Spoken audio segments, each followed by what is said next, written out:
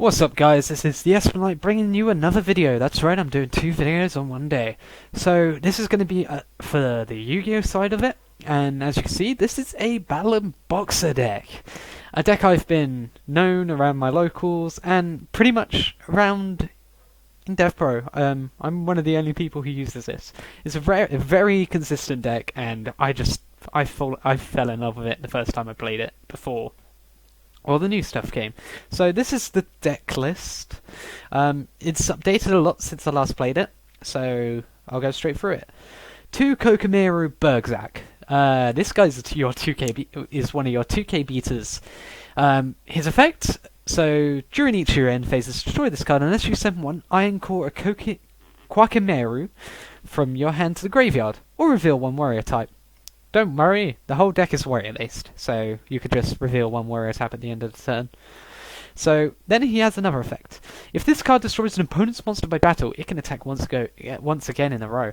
So basically, you use this guy to hit smaller minions, then attack smaller monsters, attack directly, so just to get a bit of damage on the board. He's very good, and he's a warrior, so he allows you to go into many of the rank 4s, and he's not limited by Switch Hitter. Next, Glassjaw, 3 of these bad boys. So this is kind of one of the core cards in the deck. So when this card is targeted for an attack, destroy it. So yeah, it seems bad. I mean, your opponent then gets to redeclare an attack, but then so you will take damage, but then its effect comes into play. When this card is sent to the graveyard by a card effect, so it can be sent to the graveyard by its own effect, you can target one Battle and Boxer monster in your graveyard, except Battle and Boxer Glassjaw, add that target to your hand. You'll add your Switch Hitter, the guy who special summons from the grave. So, using Switch Hitter, so you get Glassjaw, switches in your grave, Glassjaw's effect gets rid back to your hand. You Switch Hitter next turn, get Glassjaw back, overlay. Pretty simple combo. And unless, when you're using something like yugioh, I'm getting sidetracked, I'll come to the combo later. So next, 2 Blue Flame Swordsmen. So, I don't know, I take this card in, it's a very nice card.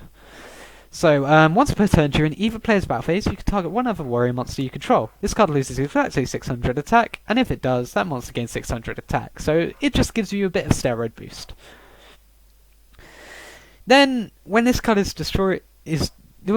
control is destroyed by an opponent's card, so when it's sent to graveyard by battle or card effects, you can banish this card from your grave, then target one fire warrior type monster in your graveyard. Special summon that target. Apart from Bergzak, all of this is fire. So, that works. It works really well. I really like it.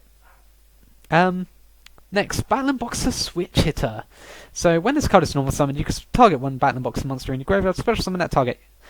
You cannot special summon monsters during this turn you activate this effect, except for Battle and Boxer monsters. So, you mainly use it to get out your yugiohs, and if you do have a certain card, you can get out your Cestus.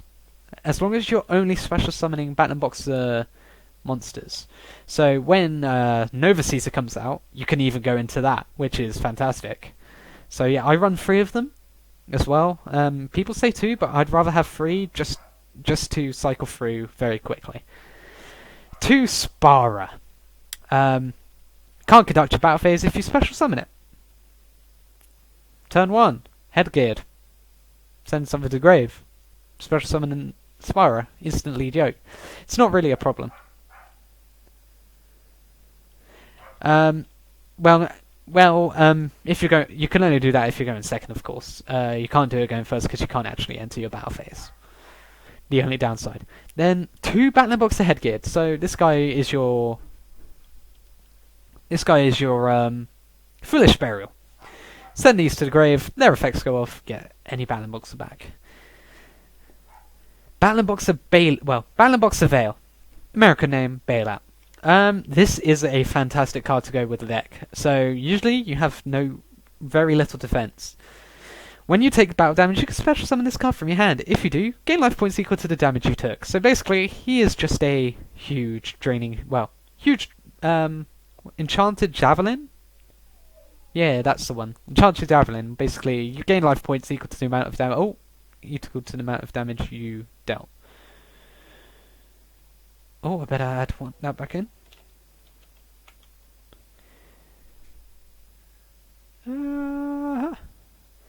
Next, 2 Big Bandage. Lots of people think it's a useless card in boxes. I beg to differ. This guy makes every single Battle in Boxen monster that's not an exceed a certain level. This whole deck being level 4. Level 4 exceeds all the time. Next, Rotary is at 2. I still only run 1 because I don't really need to get out anything because my deck just searches for itself. I usually use this to search out Headgear or a Bergzak, depending on the situation. Then 2 Battle in Boxer Spirit. Basically, you mill a card. If there's a Battle in Boxer in your grave, special summon it into face-up defense position. So it allows for a nicer defense. Next, Barion's Force. You have to use it in this deck to get out your more powerful plays. So Barion's Force is linked in with the 2 Exceeds, number C105, Comet Cestus, and number C101, Silent Honor Dark. It also allows you to steal XYZ materials, so something like a Tyrus, an Excision Knight. You can steal that material, making them quite redundant. Next, Dark Hole.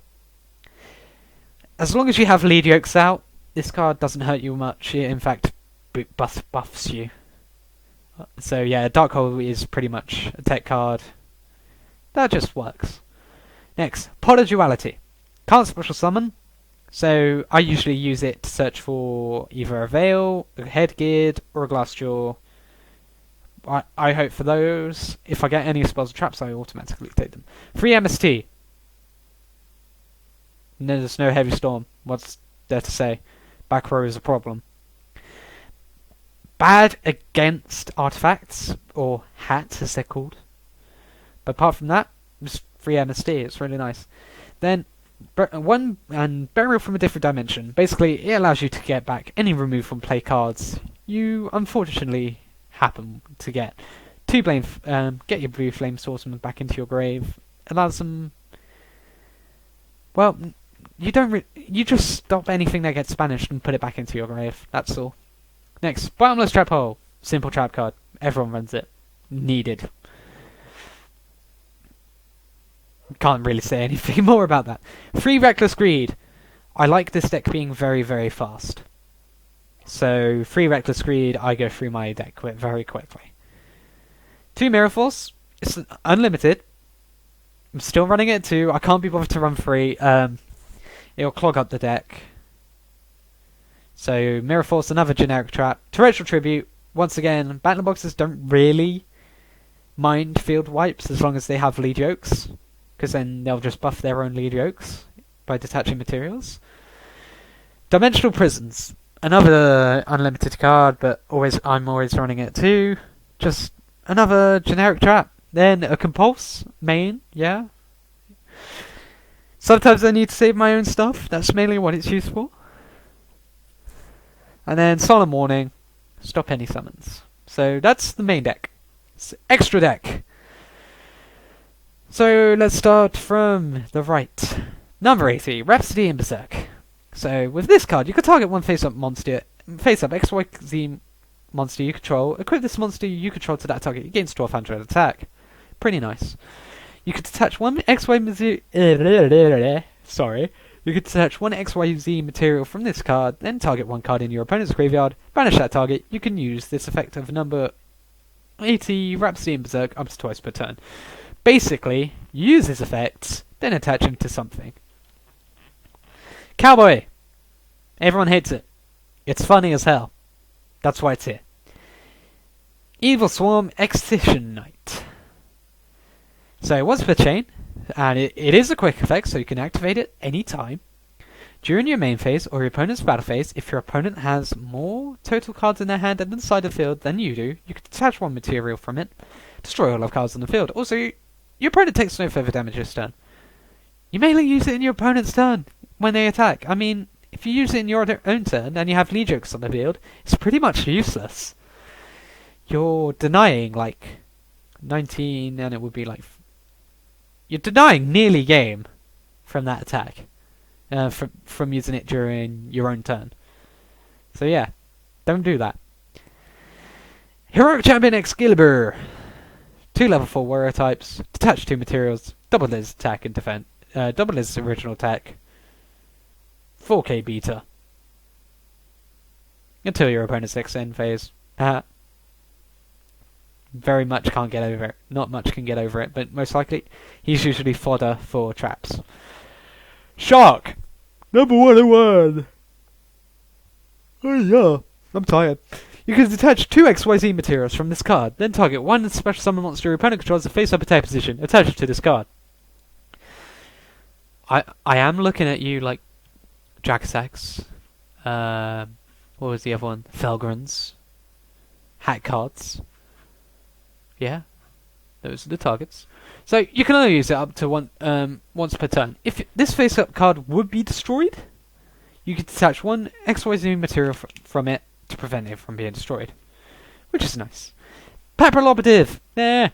Once per turn, you can detach 1 XYZ material from the gear to target 1 defense position monster on the field. Change it to face-up attack position, and if you do, it loses 600 attack. Not much I can really say about it, apart from it does what it does. Stops defense. Next, Blade Armor Ninja. 1 still. So yeah, most of these are only 1 drop. 1. I am only running 1 of. Blade Armor Ninja. 2 warrior types. Double attack. Pretty much simple in a Batman Boxer deck. That's all I could say. 4/4 damage you can potentially deal. Batman Boxer lead yokes. 3 of these buggers. These guys are brutal. So if a Batman Boxer monster you control would be destroyed by battle by card effect, you can detach 1 XYZ to instead of destroying one of those monsters. When an XYZ material is detached from this card, this gains 800 attack. Yeah, he's a 3,800 attack beta without materials. You really don't want to get on the wrong side of a lead yoke. Then, Batman Boxer's number 105, Batman Boxer Star Cestus. So this guy is very defensive. So during either player's turn, player's battle step even, if a Batman Boxer monster you control battles an opponent's monster, you can detach 1 material from this card, negate the effects of the opponent's monster till the end of turn. That monster you control cannot be destroyed by battle. Also, your opponent takes all the bad damage you would have taken from that battle. So basically, it's just defense. It protects you for quite a bit. I know you'll hate me for it, but I still run Utopia. It's a nice 2/5 beta. I can get it out with ease. Yeah, that's about it, really. Prevent 2 attacks is very nice. Next. Dark. Or Silence on the Dark. Once per turn, you can target 1 special summon monster your opponent controls. Attach to this card as a face-up XYZ material. When this card is destroyed and sent to the graveyard while it has XYZ materials, you can special summon this card from your graveyard, then gain life points equal to the original attack of this card. Number 101, the Silent Honor Arc must be in your graveyard to activate and resolve this effect. If this card is special summoned away, it cannot attack for the rest of the turn. Just keep stealing. Keep stealing. It is virtually unkillable. I mean, you'll always get materials. Silent Honor Arc will always be in the grave. Pretty much unkillable. Combos well with Baron's Force. Then, the extreme aggro of the deck. Comet Cestus. When this card destroys an opponent's monster by battle and sends it to the graveyard, inflicts damage to your opponent equal to half the destroyed monster's original attack.